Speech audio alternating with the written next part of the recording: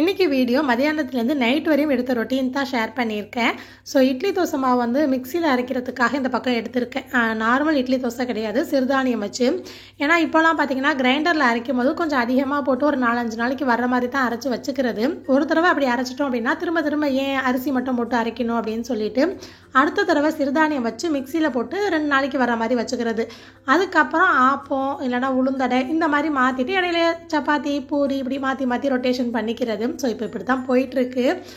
இப்போ வந்து சிறுதானியம் வச்சு அரைக்கிறதுக்கு வரகரிசி தான் இன்றைக்கி எடுத்திருக்கேன். எந்த கப்லேயோ கிளாஸில் பவுலில் எதில் எடுத்தாலுமே சரி, 1 கப் அளவுக்கு இட்லி அரிசி எடுக்கும்போது அதே கப்லேயே 1 கப் அளவுக்கு வரகரிசி எடுத்திருக்கேன். இதுக்கு பதில் நீங்கள் வேறு சிறுதானியம் கூட எடுத்துக்கலாம். நம்ம எப்படி இட்லி அரிசி சேர்ப்போமோ அதே மாதிரி தான், அதுக்கு பதில் நம்ம சிறுதானியம் சேர்க்க போகிறோம், அவ்வளோதான் வித்தியாசம். ஸோ கூடவே ஒரு 1/2 கப் அளவுக்கு உளுந்து எடுத்துகிட்டு நல்லா ஒரு 4-5 தடவை வாஷ் பண்ணி ஊற வைக்கணும். ஏன்னா வரகரிசி வந்து அந்த கழனி மாதிரி கொஞ்சம் வரும். ஸோ அதனால் 4-5 தடவை வாஷ் பண்ணி ஊற வைக்கணும். நான் வெந்தயம் சேர்க்கணும் சுத்தமாக மறந்துட்டேன், அரைக்கும் போது சேர்த்துக்கிட்டேன், அதை நான் காட்டுறேன். ரீசெண்டாக ஆன்லைனில் வாங்கின பொருள் பற்றி நான் டிப்ஸு டீட்டெயில்ஸ் எல்லாமே ஷேர் பண்ணியிருந்தேன். ஸோ அந்த வீடியோ பார்த்துட்டு ராகி சாக்லேட் கேக் வந்து ஷேர் பண்ணுங்கள், ரெசிபி வேணும் அப்படின்னு நிறைய பேர் கேட்டிருந்ததால் இந்த வீடியோவில் நான் ஷேர் பண்ணியிருக்கேன். ஸோ இந்த எலக்ட்ரிக் பீட்டரோட ரிவ்யூவும் அந்த வீடியோவில் இருக்குது, புதுசாக பார்க்குறவங்க செக் பண்ணி பாருங்கள். சரியாக 3 முட்டை எடுத்திருக்கேன். 3 முட்டையை ஒரு 5 நிமிஷத்துக்கு நல்லா அந்த நுர பொங்குற வரையும் இந்த மாதிரி பீட் பண்ணி எடுத்துக்கணும். ஒரு 5 நிமிஷத்துக்கு நல்லா பீட் பண்ணதுக்கப்புறம் ஒரு 1/2 டீஸ்பூன் வெனிலா எசன்ஸ், அவ்வளோதான் இருந்துச்சு, ரொம்ப கம்மியாக தெளித்த மாதிரி தான் நானே சேர்த்துருந்தேன். ஒரு பிஞ்ச் அளவுக்கு உப்பு சேர்த்துட்டு 3/4 கப் அளவுக்கு நாட்டு சர்க்கரையும் 1/2 கப் அளவுக்கு வெள்ளை சீனியும் சேர்த்துருக்கேன். அன்றைக்கி வந்து நாட்டு சர்க்கரை என்கிட்ட கம்மியாக இருந்துச்சு, அதனால தான் வெள்ளை சீனி கலந்து சேர்த்துருக்கேன். நீங்கள் வெறுமனே நாட்டு சர்க்கரை கூட 1 கப் அளவுக்கு சேர்த்துக்கலாம், கரெக்டாக இருக்கும். ஸோ அதையும் சேர்த்துட்டு ஒரு 5 நிமிஷத்துக்கு நல்லா அந்த சீனிலாம் கரையிற வரையும் பீட் பண்ணிவிட்டு ஒரு 1/4 கப் அளவுக்கு சமையல் எண்ணெய் ரீஃபைண்ட் ஆயில் இருக்கு இல்லையா, சேர்த்துட்டு ஒரு 25லேருந்து 30 செகண்ட் வரைக்கும் பீட் பண்ணால் போதும். அதிக நேரம் பண்ணணும் அப்படின்லாம் அவசியம் இல்லை. அடுத்தது மாவு பொருள் எல்லாத்தையுமே ட்ரை இன்க்ரீடியன்ஸ் அப்படின்னு சொல்லுவாங்க இல்லையா, ஸோ அது எல்லாத்தையுமே சலித்து சேர்த்துக்கலாம். சரியாக 3/4 கப்புக்கும் கொஞ்சம் அதிகமாகவே கோதுமை மாவு எடுத்திருக்கேன். 1/4 கப் அளவுக்கு ராகி மாவு. ராகி கேக்கில் என்ன ராகி மாவு கம்மியாக சேர்க்குறேனே அப்படின்னு நினைப்பீங்க. ஸோ ஸ்டார்டிங்கில் பிள்ளைங்களுக்கு பழக்கும் போது கொஞ்சம் கம்மியாக சேர்த்துக்கிட்டு தான் வந்தேன். இப்போ 1/2 கப் கோதுமை மாவு 1/2 கப் ராகி மாவு அந்த மாதிரி தான் கொடுத்துட்ருக்கேன். ஸோ நீங்கள் அந்த மாதிரி வேணும்னாலும் ட்ரை பண்ணலாம், இல்லை இப்படியுமே செய்யலாம், எல்லாமே நல்லாயிருக்கும். 2 டேபிள் ஸ்பூன் அளவுக்கு cocoa powder, 1 teaspoon baking powder, 1/4 teaspoon baking soda, எப்போதும் கேக்குக்கெலாம் பண்ணுவோம் இல்லையா அதே மாதிரி தான் சேர்த்துட்டு இந்த மாதிரி நல்லா சலிச்சு விட்டுக்கலாம். சலிச்சதுக்கப்புறம் இந்த பக்கம் ஒரு நல்ல கனமான கடாயில் கொஞ்சமாக உப்பு சேர்த்து நல்லா ப்ரீ ஹீட் பண்ணிக்கிறேன். இந்த உப்பு வந்து நான் ஒரு தடவை யூஸ் பண்ணது தான், கிட்டத்தட்ட எல்லா பேக்கிங்க்குமே யூஸ் பண்ணிகிட்ருக்கேன். ஸோ அந்த பக்கம் கடாயை வந்து ஒரு 10 நிமிஷத்துக்கு அப்படியே சூடு வந்து ஏறிக்கிட்டே இருக்கட்டும். அதுக்குள்ளே நம்ம மற்ற எல்லாத்தையுமே இங்கே ரெடி பண்ணிடலாம். கேக் டின்னுக்கு வந்து ஒன்று A4 ஷீட் இல்லைனா பேக்கிங் ஷீட் எது வேணுமோ அந்த மாதிரி கட் பண்ணி போட்டுட்டு உள்ளே கொஞ்சமாக எண்ணெய் சேர்த்து நல்லா அப்ளை பண்ணிட்டோம் அப்படின்னா கேக் வந்து நமக்கு ஒட்டாமல் வரும். ஸோ நீங்கள் முட்டை சேர்க்க வேணாம் அப்படின்னா நீங்கள் தயிர் கூட ஒரு 1/4 கப் அளவுக்கு நல்லா அடித்து சேர்த்துக்கலாம். நான் வந்து இது வரையும் தயிர் சேர்த்து ட்ரை பண்ணது இல்லை. ட்ரை பண்ணேன் அப்படின்னா கண்டிப்பாக ஏதாவது ஒரு வீடியோவில் ஷேர் பண்ணுறேன். ஸோ பேட்டர் வந்து எல்லாத்தையும் ஃபுல்லாக மிக்ஸ் பண்ணதுக்கப்புறம் ரொம்ப கெட்டியாக இருந்த மாதிரி இருந்துச்சு. அதனால் ஒரு 4 டேபிள் ஸ்பூன் மட்டும் காய்ச்சி ஆற விட்ட பால் சேர்த்துருக்கேன், ரொம்ப அதிகமாக சேர்க்கலை. நம்ம ஊற்றும் போது பார்த்திங்கன்னா இந்த மாதிரி அந்த ஃபோல்டுன்னு சொல்லுவாங்க இல்லையா, அந்த மடிப்பாக வர்ற மாதிரி இருக்கணும், அதுதான் நமக்கு கரெக்டான அளவு. டின் மாவில் சேர்த்ததுக்கப்புறம் பபுள்ஸ்லாம் இல்லாமல் டேப் பண்ணி விட்டுட்டு நம்ம ப்ரீ ஹீட் பண்ண கடாயில் வச்சு பேக் பண்ணிடலாம்.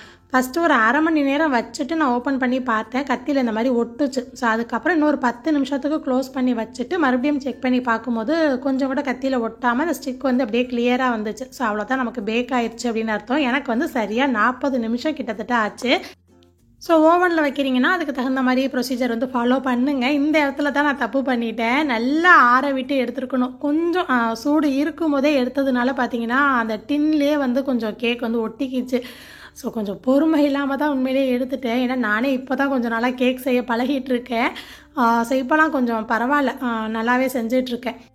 நல்லா இருந்தால் தான் நான் உங்கள் கூட ஷேர் பண்ணுவேன். கண்டிப்பாக இந்த ராகி சாக்லேட் கேக் வந்து ட்ரை பண்ணி பாருங்கள், அவ்வளோ சூப்பராக அவ்வளோ சாஃப்டாக இருந்துச்சு. இன்றைக்கி நான் சேர்த்த அந்த ஒரு 1/2 கப் சீனியை தவிர மற்ற எல்லா பொருளுமே ஹெல்த்தி தான். ஸோ நீங்கள் வெறும் நாட்டு சர்க்கரையில் கூட செய்யலாம். கேக்லாம் செஞ்சால் இந்த மாதிரி தான் செஞ்சு காட்டுறாங்க எல்லோரும், ஸ்பாஞ்சியாக இருக்குது சாஃப்டாக இருக்குது அப்படின்னு சொல்லிட்டு எனக்கு அந்த ஆசை இருக்கும். ஸோ அதனால் நானும் காட்டுறேன் பாருங்கள், நல்லாவே சாஃப்டாக அவ்வளோ டேஸ்ட்டாக இருந்துச்சு. அதே மாதிரி அந்த டின்னில் இருந்ததும் வேஸ்ட் ஆகலை, நல்லா ஆறுனதுக்கப்புறம் எடுக்க வந்துச்சா, நான் எடுத்து சாப்பிட்டுட்டேன். ஸோ இதை நான் வீடியோவில் எடிட் பண்ணும்போது கட் பண்ணியிருக்கலாம், காட்டாமலாம் இருந்திருக்கலாம். யாரும் அந்த தப்பை செய்யக்கூடாதுன்னு தான் சொல்கிறேன். நல்லா ஆற விட்டு எடுங்க. ஸோ நீங்கள் வேணும்னா 1/2 கப் கோதுமை மாவு, 1/2 கப் ராகி மாவு அந்த மாதிரி கூட போடலாம், நம்ம இஷ்டம்தான். ஸோ கேக் வந்து உண்மையிலேயே சூப்பர் சாஃப்டாக இருந்துச்சு. கண்டிப்பாக ட்ரை பண்ணி பாருங்கள். என் பசங்களுக்கு ரொம்ப ரொம்ப பிடிச்சிருந்துச்சு. சாக்லேட் கேக் அப்படின்னு சொல்லி தான் சாப்பிட்டுட்டு இருந்தாங்க. அப்புறம் நான் சொன்னேன்ல சூடாக இருக்கும் போதே எடுத்துட்டேன் அப்படின்னு. ஸோ இப்போ பாக்ஸ் க்ளோஸ் பண்ணும் போதே பாருங்கள் உள்ளே ஆவி அடிச்சிருக்கு. நீங்கள் நம்பணும்ல, அதான் அதையும் காட்டுறேன். ஸோ நீங்கள் இதே மெத்தடில் ட்ரை பண்ணால் கண்டிப்பாக கமெண்ட் பண்ணி என் கூட சொல்வீங்க கேக் நல்லா இருந்துச்சு அப்படின்னு. அதுக்கப்புறம் நைட் ஒரு 7 மணிக்கிட்ட இருக்கும். மாவு மட்டும் பிணைஞ்சிடலாம் அப்படின்னு கோதுமை மாவு எடுத்திருக்கேன். மாவு பிசையும் போது வேறு எதுவும்லாம் அதிகமாக சேர்க்க மாட்டேன். உப்பு மட்டும் சேர்த்து நல்லா கலந்துட்டு கொஞ்சம் கொஞ்சமாக தண்ணி தெளித்து, பச்சை தண்ணி தான் சேர்ப்பேன். நல்லா சாஃப்டாக நம்ம பிணைஞ்சாலே நம்ம போடுற ரொட்டி வந்து சாஃப்டாக தான் இருக்கும். ஸோ இங்கே அந்தமான் வந்ததுக்கு அப்புறம் தான் கோதுமை மாவில் போடுறத ரொட்டி அப்படின்னே சொல்கிறோம். எங்கள் ஊர் பக்கம்லாம் பார்த்திங்கன்னா பரோட்டாவை தான் ரொட்டினோம், இதை சப்பாத்தி அப்படின்னு தான் சொல்கிறது. இங்கே வந்து எண்ணெய் போட்டு சுடுறது ரொட்டி அப்படின்னும், எண்ணெயே போடாமல் சுடும்போது சுக்கா ரொட்டி அப்படின்னு சொல்கிறாங்க. பரோட்டாவை பரோட்டா அப்படின்னு சொல்லிட்டு இருக்காங்க. இப்போ வந்து அதுவே எனக்கும் பழக்கமாயிருச்சு. இங்கே வந்து வீட்டில் எப்படின்னா புளிக்குழம்பை தவிர மற்ற எந்த ஆணமாக இருந்தாலும் நைட்டுக்கு சோறு இருந்தால் சோறே சாப்பிட்ருவோம். அது சின்ன வயசுலேருந்தே பழகிருச்சு. எனக்கெல்லாம் கொஞ்சமாவது சோறு சாப்பிட்டா தான் தூக்கம் வர மாதிரி தோணும். அப்படி இல்லை முதல் நாள் ஆனமோ 1 பாட் ரைஸ் இந்த மாதிரி இருக்கும்போது மட்டும்தான் நைட்டில் ஏதாவது டிஃபன் பண்ணுறது. ஸோ நீங்களாம் எப்படி என்ன பண்ணிகிட்ருப்பீங்க அப்படிங்கிறத கண்டிப்பாக கமெண்ட்டில் சொல்லுங்கள், நானும் தெரிஞ்சுக்கிறேன். பிள்ளைங்களுக்கு எக்ஸாம்ஸ் போயிட்டுருக்கா, அந்தமானில் எப்படி அப்படின்னு சொல்லி கேட்டிருந்தீங்க. இங்கே அந்தமான் பொறுத்தவரையும் எஜுகேஷன் வந்து சிபிஎஸ்சி தான். ஜூலையில் ஸ்கூல் ஓப்பன் பண்ணுவாங்க. ஆகஸ்ட்டில் அசஸ்மெண்ட் 1 மிட்டம் டெஸ்ட் நம்ம ஊரில் வைப்பாங்க இல்லையா, அந்த மாதிரி டெஸ்ட்டு வைப்பாங்க. ஸோ அதுக்கப்புறம் அக்டோபரில் ஹாஃப் இயர்லி, திருப்பி டிசம்பரில் அசஸ்மெண்ட் 2 2வது டெஸ்ட். இப்போ வந்து 2வது டெஸ்ட்டு தான் நடந்துகிட்ருக்கு. ஸோ இதுக்கப்புறம் ஏப்ரலில் ஃபைனல் எக்ஸாம் அப்படின்னா மொத்தம் 2 தான் வரும். எக்ஸாமுக்கு மட்டும்தான் ஹாஃப் டே ஸ்கூல் இருக்கும். மற்றபடி இந்த அசஸ்மெண்ட் 2க்குமே வந்து எப்போதும் ஸ்கூல் போகிற மாதிரி தான் போயிட்டுருப்பாங்க. எழுது அடுத்து எழுது மறந்து போயிடும்.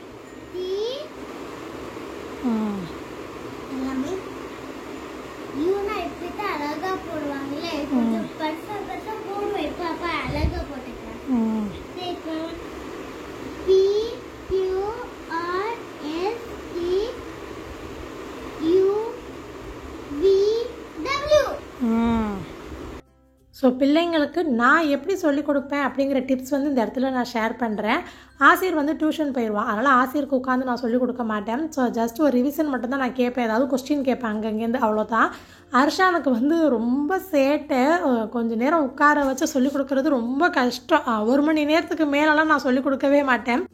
ஸோ ஃபஸ்ட்டு டிப் என்ன அப்படின்னா, ஃபோர்ஸ் பண்ணி கம்பல் பண்ணி உட்கார வச்சோம் அப்படின்னா அந்த படிப்பில் இன்ட்ரெஸ்டே இருக்காது.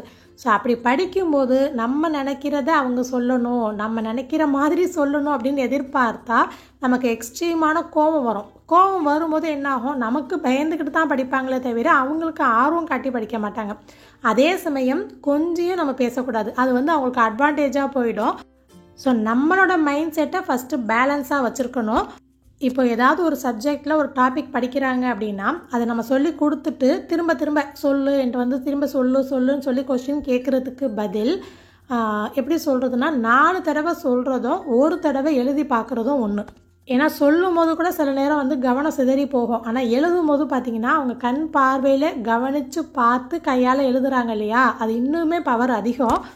அதே மாதிரி எழுதும் போது பிள்ளைங்க தப்பாக எழுதிடக்கூடாது அப்படிங்கிறதுக்காக நம்ம ஏதாவது இடையிலலாம் சொல்லக்கூடாது, அவங்க வாயிலேருந்து தான் ஆன்சர் சொல்ல வைப்பேன். ஸோ இது நல்லா எழுதியிருக்காங்க பண்ணியிருக்காங்கன்னா சூப்பராக சொல்லியிருக்கேன், ஒரு ஸ்டார் போடுறது குட் போடுறதுலாம் அவங்களுக்கு மோட்டிவேட்டாக இருக்கும். அதே மாதிரி போர்ஷனுக்குள்ளதை ஃபுல்லாக முடிச்சுட்டு தான் எந்திரிக்கணும் அப்படின்லாம் கம்பல் பண்ணவே மாட்டேன். ஒரு பலூனில் எவ்வளோ காற்று ஊத முடியுமோ அவ்வளோ தானே ஊத முடியும். ஸோ அந்த கெப்பாசிட்டி எவ்வளோ இருக்கோ பிள்ளைங்களுக்கு அவ்வளோ தான் அவங்களாலே எடுக்க முடியும். ஸோ அவன் ஓரளவு படித்ததுக்கப்புறம் எனக்கே தெரியும் இல்லையா, அதோட முடிச்சிருவேன், அவ்வளோதான். ஸோ இம்பார்ட்டண்ட் அப்படின்னா படிக்க உட்காரும் போது நம்ம மைண்ட் செட் எப்படி இருக்கோ முடிக்கும் போதும் அதே மனநிலைமையில தான் நம்மளும் இருக்கணும். ஆரம்பிக்கும் போதும் முடிக்கும் போது 2 டைம்லேயும் அவங்க தான் எல்லாத்தையும் எடுத்துகிட்டு வரணும், திரும்பி எடுத்துகிட்டு போய் வைக்கணும். நான் எதுவுமே எடுத்து வைக்க மாட்டேன். ஸோ நான் இப்படி தான் ஃபாலோ பண்ணிகிட்ருக்கேன். இதில் சரி தப்பு இருக்கிறதோ இதை தாண்டி வேறு ஏதாவது டிப்ஸ் இருந்தாலும் கண்டிப்பாக கமெண்ட்டில் ஷேர் பண்ணுங்கள், நானும் தெரிஞ்சுக்குவேன் இல்லையா. ஸோ அதோட நைட் வந்து கிச்சன் வந்தாச்சு. ரொட்டிக்கு வந்து ஒரு சைட் டிஷ் பண்ணணும் இல்லையா. சரியாக பார்த்தீங்கன்னா 1/2 லிட்டருக்கும் கொஞ்சம் அதிகமான பால் எடுத்திருக்கேன். தண்ணி கலக்காத பாலாக இருந்தால் தான் நல்லாயிருக்கும். ஸோ முடிஞ்ச அளவுக்கு பேக்கெட் பால் இல்லைனா பசும்பாலில் தண்ணி கலக்காத பாலாக இருந்தால் எடுத்துக்கோங்க. ஸோ பால் வந்து ஸ்டவ்வில் காய்ச்சறதுக்காக வச்சுட்டு இந்த பக்கம் மற்ற எல்லாமே ரெடி பண்ணிடலாம் அப்படின்னு காய்கறிலாம் கட் பண்ணிட்டு இருந்தேன். சரியாக பார்த்தீங்கன்னா 2 பல்லாரி வெங்காயம் எடுத்திருக்கேன். நான் 1/2 லிட்டருக்கும் கொஞ்சம் அதிகமாக எடுத்திருக்கேன்னா அதுக்கு வந்து இது போதும், தாராளமாக இருக்கும். ஸோ இந்த மாதிரிலாம் ஏதாவது சிந்திடுச்சுன்னா அதுவே கண்ணில் உருட்டிக்கிட்டே இருக்கும். ஸோ அதெல்லாம் ஃபஸ்ட்டு கிளியர் பண்ணிடுவேன், அப்படியே வச்சுலாம் வேலை பார்க்க மாட்டேன். கேப்சிகம் வந்து பார்த்தீங்கன்னா ஒன்று வாங்கினேன் அப்படின்னா 2 தடவை யூஸ் பண்ணுற மாதிரி பார்த்துப்பேன். ஒரே தடவையே ஒரு கேப்சிகம் ஃபுல்லாலாம் போட்டுற மாட்டேன். ஸோ ஏற்கனவே வாங்கினது அந்த எல்லோ கலர் கேப்சிகம். ஏன்னா க்ரீன் கலரை விட எல்லோ வந்து நல்லா இருக்குது கிரேவிக்கெலாம். அது ஒரு அந்த ஃப்ளேவரும் அந்த டேஸ்ட்டும் வந்து க்ரீனை விட கொஞ்சம் டிஃப்ரெண்ட்டாக இருக்குது. ஸோ அதனால் இதுவுமே அடிக்கடி ட்ரை பண்ணுறது. ஸோ அதையும் கட் பண்ணிவிட்டு ஒரு 2 தக்காளி, ஒரு 5-6 முந்திரி பருப்பு சேர்த்து நல்லா பேஸ்ட்டாக இந்த பக்கம் அரைச்சி வச்சுருக்கேன். ஸோ ரொட்டிக்கு கூட மாவு பிசைஞ்சிட்டேன். சைடிஷ் தான் ரொம்ப நேரம் யோசித்தேன், எப்போதும் மாதிரி இருக்க வேணாமே அப்படின்னு. சரி அப்புறம் தான் பன்னீர் புர்ஜி பண்ணிடலாம் அப்படின்னு சொல்லிட்டு பால் ஸ்டவ்வில் வச்சுருந்தது. நல்லா ஒரு பெரிய எலுமிச்சை பழத்தை பிழிஞ்சு பால் காய்ச்சினதுக்கப்புறம் சேர்த்து ஸ்டவ் சிம்மில் வச்சு ஒரு 5 நிமிஷம் கிண்டுனா போதும், இந்த மாதிரி நமக்கு பன்னீர் கிடச்சிரும். அதுக்கப்புறம் ஒரு ஸ்ட்ரைனரில் ஒரு துணி போட்டிருக்கேன். என்னடா கர்ச்சீப்பை போட்டிருக்கேனே அப்படின்னு சொல்லிட்டு யாராவது கேட்டுறாதீங்க. இது வந்து புது கர்ச்சீப். நான் இதுக்காகவே தனியாக ஒதுக்கி ஒரு வெள்ளை கர்ச்சீப் எடுத்து வச்சுருக்கேன். ஸ்ட்ரைனருக்கு மேலே கர்ச்சீப் வச்சுட்டு அதுக்கப்புறம் 2-3 தண்ணியில் நல்லா அலசி நம்ம எடுத்துக்கிட்டோம் அப்படின்னா பன்னீர் ரெடி. பன்னீர் அப்படின்னா அதை வந்து சின்ன சின்ன கட்டடமான ஷேப்பில் தான் போட்டு செய்யணும் அப்படின்லாம் கிடையாது. இதுவே நமக்கு பன்னீர் தான். சில நேரம் இந்த மாதிரியும் செஞ்சு சாப்பிட்றது ஹை ப்ரோட்டீன் தான் இல்லையா. ஸோ இதில் இன்னொரு மெத்தடில் கூட செய்யலாம். மசாலா பன்னீர் அப்படின்னு சொல்லி கொதிக்கும் போதே கொஞ்சம் மசாலாலாம் போட்டு கொத்தமல்லிலாம் போட்டோம் அப்படின்னா இன்னுமே ஃப்ளேவராக இருக்கும். அதை நான் இன்னொரு விலாகில் வேறு ஏதாவது ரெசிபி வந்து கண்டிப்பாக செஞ்சு காட்டுறேன். ஸோ பன்னீர் வந்து தனியாக அந்த பக்கம் ரெடி பண்ணி வச்சுருக்கேன். இந்த பக்கம் கடாயில் பட்டர் சேர்த்துட்டு கொஞ்சமாக சீரகம் சேர்த்துருக்கேன். நல்லா பொரிஞ்சதுக்கப்புறம் கட் பண்ணி வச்சுருந்த வெங்காயம் சேர்த்துடலாம். ஸோ எல்லாம் பிளான் பண்ணி ஆரம்பித்ததுக்கு அப்புறம் தான் பார்க்குறேன், அடாடா இஞ்சி பூண்டு பேஸ்ட் இல்லையே அப்படின்னு. அப்புறம் அந்த பாட்டிலில் கொஞ்சமாக ஒட்டி இருந்துச்சு. அதை வந்து நல்லா கொஞ்சம் தண்ணி ஊற்றி குலுக்கி அந்த வெங்காயத்தோடு சேர்த்துருக்கேன். ஒரு 1/2 டீஸ்பூன் இஞ்சி பூண்டு பேஸ்ட் இருந்தால் இருக்கும், சரி சேர்த்துக்கோங்க. அதுக்கப்புறம் பார்த்தீங்கன்னா இஞ்சி பூண்டு வாசனைலாம் போனதுக்கப்புறம் கட் பண்ணி வச்சுருந்த கேப்சிகம், கலருக்காக காஷ்மீர் மிளகாய்த்தூள் இல்லைனா நார்மல் மிளகாய்த்தூள் எது வேணுமோ சேர்த்துக்கலாம். காரத்துக்கு ஏற்ற மாதிரி சேர்த்துட்டு நம்ம அரைச்சி வச்சுருந்த தக்காளி முந்திரி பருப்பு பேஸ்ட் இருக்கு இல்லையா, ஸோ அதையுமே சேர்த்து நல்லா வந்து அந்த பச்சை வடைலாம் போகிற வரைக்கும் நல்லா கிண்டி விட்டுடலாம். அதுக்கப்புறம் மல்லித்தூள் ஒரு 1 டீஸ்பூன், மஞ்சள் தூள் 1/4 டீஸ்பூன், ஜீரகத்தூள் 1/4 டீஸ்பூன் சேர்த்துட்டு நல்லா அந்த மசாலா வடை போகிற மாதிரி. ஸோ எப்போதும் நம்ம எப்படி செய்வோமோ அதே மாதிரி தான். ஒரே ஒரு மசாலா மட்டும் சேர்க்கணும், அதை கடைசியாக சேர்த்துக்கலாம். ஸோ நான் வந்து வீடியோ லென்த்துக்காக கொஞ்சம் சீக்கிரம் ஓட்டுற மாதிரி காட்டுறேன். ஆனால் நல்லா வதக்கி தான் சேர்த்துருந்தேன். நீங்களும் அதே மாதிரி வதக்கி விட்டு சேர்த்துக்கோங்க, அப்போ தான் டேஸ்ட் நல்லாயிருக்கும். ஸோ அந்த மிக்ஸி ஜாரில் கொஞ்சமாக தண்ணி விட்டு அதையும் சேர்த்துட்டு 1 டீஸ்பூன் உப்பு சேர்த்து அதை அப்படியே கொஞ்சம் நேரம் கொதிக்கிட்டோம், எண்ணெய்லாம் பிரிஞ்சு வரட்டும். ஸோ அதுக்கு இடையில பார்த்திங்கன்னா பிள்ளைங்களுக்கு நாளைக்கு ஸ்கூலுக்குள்ளது தண்ணி பாட்டில் தண்ணி ஊற்றி வைக்கிறது, லஞ்ச் பாக்ஸ் எடுத்து வைக்கிறது, இந்த மாதிரி எல்லாமே சைடில் ரெடி பண்ணிகிட்டு இருந்தேன். ஸோ இங்கே சொல்லிக்கிட்டே இருப்பேன், டெஸ்ட்டாக இருந்தாலும் என்ன ஆஃப் டே வச்சா நல்லாயிருக்கும்ல, டிஃபன் கட்டுற வேலை இருக்காதே அப்படின்னு. ஸோ ஒரு 5 நிமிஷம் தான் இல்லையா அந்த மசாலா கொதிக்கிறதுக்கு, அது வரையும் ஏன் சும்மா இருப்பானே அப்படின்னு சொல்லி அதையுமே எடுத்து வச்சுட்டு நம்ம பன்னீர் வந்து நல்லா அந்த துணியில் வந்து நல்லா வடிகட்டி அதுக்கப்புறமா பிழிஞ்சு விட்டுறணும். பிழிஞ்சு விட்டுட்டு இந்த மாதிரி கிரேவியில் சேர்த்துடலாம். ஸோ இது வந்து இப்படி தான் சேர்க்கணும் அப்படின்னு இல்லை. பன்னீர் வாங்கி வச்சுருக்கீங்க இல்லை செஞ்சுருக்கீங்க அப்படின்னா அதை கூட உதிர்த்து விட்டு சேர்க்கலாம், இல்லைனா முழுசாக கூட பன்னீர் போடலாம். பன்னீர் பிடிக்காதவங்க சாப்பிடாதவங்க கூட இந்த மாதிரி கொடுத்தா சாப்பிடுவாங்க. ஸோ இது கொஞ்சம் நல்லாயிருக்கும் சாப்பிட்றதுக்கு. ஸோ இப்படியும் வேணும்னா ட்ரை பண்ணி பாருங்கள். ஒரு 1/2 டீஸ்பூன் அளவுக்கு கரம் மசாலா மட்டும் கடைசியாக சேர்த்துட்டு கசூரி மெத்தி கையில் கசக்கி சேர்த்துருக்கேன். கூடவே கொத்தமல்லி இலை இருந்தாலும் வேணும்னா சேர்த்துக்கலாம். நம்ம ஊர் பக்கம்லாம் சவுத் சைடில் கொத்தமல்லி இலை எப்படி சேர்ப்போமோ அதே மாதிரி தான் நார்த் சைடில் பார்த்திங்கன்னா அந்த கசூரி மெத்தி எல்லாத்துலேயுமே சேர்ப்பாங்க. ஸோ நம்மளும் எல்லா ரெசிபிக்கும் கொத்தமல்லி தானே சேர்த்துட்ருக்கோம். இந்த மாதிரி கிரேவிக்கெலாம் கொஞ்சம் கசூரி மெத்தி சேர்க்கும் போது கொஞ்சம் அந்த ஒரே மாதிரி உள்ள டேஸ்ட் வந்து இருக்காது. ஸோ நமக்கும் அந்த கொஞ்ச நாளாக தான் அந்த கசூரி மெத்திலாம் தெரியும், முன்னாடிலாம் அந்தளவுக்கு தெரியாது, கொத்தமல்லி தான் சேர்க்குறது. ஸோ இப்போ கசூரி மெத்தி இல்லைனா கொத்தமல்லி இலை ரெண்டில் எது வேணுமோ சேர்த்துக்கலாம். ரெண்டுமே ஃப்ளேவருக்காக சேர்க்குறது தான். கடைசியாக ஒரு 1/2 டீஸ்பூன் நெய் கண்டிப்பாக சேர்த்துக்கோங்க, ஃப்ளேவர் செம்மையாக இருக்கும். ஸோ பன்னீர்லாம் ரொம்ப நேரம் வேகணும்னு தேவையில்லை, எந்த அளவுக்கு திக்னஸ் வேணுமோ அதுக்கு தகுந்த மாதிரி ஸ்டவ்வில் வச்சு நம்ம ஆஃப் பண்ணிடலாம். ஸோ நான் எப்போதும் காட்டுவேன்ல சப்பாத்தி மாவு வந்து இந்த மாதிரி உருண்டை போட்டு மடக்கி அடுக்கு சப்பாத்தி மாதிரி போடுறது, உள்ளுக்குள்ளே லேயர் மாதிரி இருக்கும். ஸோ அது வந்து நான் முன்னாடியே போட்டு வச்சேன் அப்படின்னா அந்த மாதிரி செய்கிறது. ஏன்னா அப்படி போடும்போது எவ்வளோ நேரம் ஆனாலும் நமக்கு சப்பாத்தி சாஃப்டாகவே இருக்கும். அந்த டைமில் சாப்பிட போகிறாங்க, இப்போ உடனே தோசை மாதிரி சுட்டு கொடுக்குறோம் அப்படின்னா இந்த மாதிரி மடிச்சுலாம் போட மாட்டேன், சும்மாவே தேய்ச்சி போட்டுறது. இப்படி வந்து நம்ம போட்டே வச்சோம் அப்படின்னா அது கொஞ்சம் நேரம் ஆகிட்டா அது காஞ்சு போன மாதிரி இருக்கும். ஸோ அது வந்து அந்தளவுக்கு பிள்ளைங்க விரும்பி சாப்பிட மாட்டாங்க. உடனே சாப்பிட்ற மாதிரி இருந்தால் மட்டும்தான் அந்த மாதிரி போட்டு கொடுப்பேன். அப்புறம் இன்னொரு விஷயம் எனக்கு ரீசெண்டாக தான் தெரிய வந்துச்சு. ஃபுல்கா மாதிரி டைரெக்டாக அந்த ஸ்டவ்வில் வந்து நெருப்பில் காட்டுறோம் இல்லையா, அந்த மாதிரி நம்ம காட்டவே கூடாதான். ஏன்னா அதுலேருந்து வரக்கூடிய அந்த ஃப்ளேம் வந்து கேன்சர் உருவாக்குது அப்படின்னு சொல்கிறாங்க. ஸோ அதனால் முடிஞ்ச அளவுக்கு தோசை தவாலையே போட்டு சுட்டு எடுங்க. நல்லா ரோஸ்ட் பண்ணாலே நல்லாயிருக்கும். ஸோ ஃபுல்காவாக இருக்கணும், உப்பி தான் வரணும் அப்படின்லாம் அவசியம் இல்லை. சாஃப்டாகவே இருந்தால் போதும். நல்லா சுருளை வதக்கிட்டோம் அப்படின்னா ப்ரெட்டில் தோசையில் கூட வச்சு சாப்பிட்லாம். ஸோ பன்னீர்னால் அந்த மாதிரி ஷேப்பாக தான் இருக்கணும் அப்படின்னு கிடையாது. இதுவும் பன்னீர் தான், இதுவும் ஹை ப்ரோட்டீன் தான். எப்போதும் பிள்ளைங்க சாப்பிட்டாங்க அப்படின்னாலே ஒரு பாதி வேலை கிட்டத்தட்ட முடிஞ்ச மாதிரி. ஸோ பிள்ளைங்களுக்கு முடிச்சுட்டு அதுக்கப்புறமா தான் எங்களுக்கு செஞ்சு சாப்பிட்றது. ஸோ இதோட அன்றைக்கி நைட்டுக்கு வேலை சப்பாத்தி ரொட்டி போட்டு எல்லாமே சாப்பிட்டதுக்கப்புறம் ஊற வச்சுருந்தோம்ல வரகரிசி இட்லி மாவுக்கு. ஸோ அதையுமே வந்து மிக்ஸி ஜாரில் கொஞ்சம் கொஞ்சமாக சேர்த்துட்டு நான் சொல்லியிருந்தேன் இல்லையா வெந்தயம் சேர்க்க மறந்துட்டேன் அப்படின்னு. அதனால் ஒரு 1/2 டீஸ்பூன் அளவுக்கு வெந்தயம் சேர்த்து ஒரு 1/2 மணி நேரம் ஊற வச்சுட்டு அதுக்கப்புறமா தான் நான் அரைக்க வந்தேன். ஸோ அந்த டைமில் பார்த்திங்கன்னா 2 தடவையாக போட்டு அரைச்சிக்கிட்டேன். இட்லி மாவு எப்போதும் அரைச்சி இருந்தால் 2 நாள் கழித்து இட்லி தோசையா அப்படிங்கிற மாதிரி தோணும். அதுவே மாவு இல்லை அப்படின்னா இன்றைக்கி மாவு இல்லையே வேறு என்ன செய்யலாம் மாவு இருந்தால் கூட மாவு சுட்டுக்கலாம் அப்படிங்கிற மாதிரி தோணுது. அது என்னமோ இட்லி மாவு வந்து அரைச்சே இருக்கணும் போல். ஸோ அதனால தான் பல்காக வெறும் இட்லி அரிசி மட்டும் போட்டு அரைக்காமல் இந்த மாதிரி மாற்றி மாற்றி செஞ்சுக்கிறது. நம்ம என்ன பார்த்து செஞ்சாலும் நமக்கு ஏதோ ஒன்று அதிகமாக நம்ம யூஸ் பண்ணுறோமோ அப்படின்னு ஒரு சின்ன சந்தேகம் இருக்குதுன்னு வச்சுக்கோங்களேன். எனக்கு பார்த்தீங்கன்னா வெங்காயம் தக்காளி நம்ம அதிகமாக யூஸ் பண்ணுறோமோ அப்படின்னு தோணிக்கிட்டே இருக்கும். சமைக்கிறது வேஸ்ட் ஆகாது, ஆனால் அது என்னமோ தெரியல, இப்படி மிச்சம் இருந்தால் கூட மறுநாள் வச்சு சமாளிச்சுருவோம். ஸோ சில பேருக்கு வந்து எண்ணெய் நெய் உப்பு காரம் இந்த மாதிரி ஏதோ ஒன்று அதிகமாக நம்ம யூஸ் பண்ணுறோமோன்னு தோணும் இல்லையா. ஸோ அந்த மாதிரி உங்களுக்கு ஏதாவது தோணியிருக்கா அப்படிங்கிறத சொல்லுங்கள். கையோட பிள்ளைங்களுக்கு சட்னியும் தாளித்து வச்சிடலாம் அப்படின்னு சொல்லி எடுத்திருக்கேன். தக்காளி சட்னி அப்படின்னா என்னன்னு தெரியல, அரைச்சி எனக்கு அழுத்தே போச்சு. ஆசை இருக்குது, அந்த அளவுக்கு பிடிக்கும். அவ்வளோ உசுறு தக்காளி சட்னினா. எப்போ தக்காளி சட்னி இருந்தாலும் எனக்கு தோசை போதும் அப்படின்னு சொல்லிடுவான். தக்காளி சட்னிக்காகவே தோசை விரும்பி சாப்பிடுவான். ஸோ அதனால் ஒரு தடவை அரைக்கும் போதே 2 தடவை யூஸ் பண்ணுற மாதிரி கொஞ்சம் எக்ஸ்ட்ராவாக அரைச்சி வச்சுப்பேன். எதுக்கு அவன் விரும்பி சாப்பிடும்போது அதை அப்படியே விட்டுருவானே அப்படின்னு சொல்லி வெங்காயம் தக்காளி கூட ஒரு கேரட்டும் சேர்த்து போட்டு அரைச்சிப்பேன். நல்லது தானே அப்படின்னு. ஸோ தாளிக்கிறதுக்கு கடுகு கடலைப்பருப்பு உளுத்தம்பருப்பு கருவேப்பிலை மல்லி புதினா வரமிளகா பூண்டு இது எல்லாத்தையுமே தனியாக வச்சுருப்பேன். ஸோ அதுக்கப்புறம் வெங்காயம் தக்காளி ஒரே ஒரு கேரட் வந்து கொஞ்சம் கம்மியாக, ஏன்னா ரொம்ப அதிகமாக எடுத்தோம் அப்படின்னா இனிச்ச மாதிரி போயிடும். வெங்காயம் தக்காளியை விட கொஞ்சம் கம்மியாக எடுத்துக்கணும். ஸோ அதையும் தனியாக கட் பண்ணி வச்சுருவேன். ஸோ தாளிப்புக்குள்ளது எல்லாத்தையுமே இந்த மாதிரி தனியாக வச்சோம் அப்படின்னா தாளிக்கும் போது எதுவுமே கருகியும் போகாது, நமக்கு அந்தளவுக்கு ஸ்டவ்வில் தெரிக்காமல் இருக்கும். நல்லா வந்து நல்லெண்ணெய் தாராளமாக போட்டு இந்த மாதிரி தாளிப்புக்குள்ளது எல்லாத்தையுமே உள்ளே போட்டு ஒரு மூடி போட்டு மூடிட்டு லைட்டாக 2 குலுக்கி விட்டோம் அப்படின்னா நல்லாவே தாளித்து வந்துடும். தக்காளி சட்னி அவன் விரும்பி சாப்பிட்றதுனால தான் எதையுமே ஒதுக்க முடியாத மாதிரி அதிகமாக பூண்டு கருவேப்பிலை மல்லி புதினா கேரட் இந்த மாதிரி கொஞ்சம் எக்ஸ்ட்ராவாக சேர்த்து போடுறது. ஸோ உப்பு கொஞ்சம் சேர்த்து எண்ணெய்லாம் தாராளமாக சேர்த்தோம் அப்படின்னா தனியாக வேறு 2வது தாளிக்கணும் அப்படின்னு கூட அவசியம் இல்லை. இதை அப்படியே அரைச்சே வச்சிடலாம்.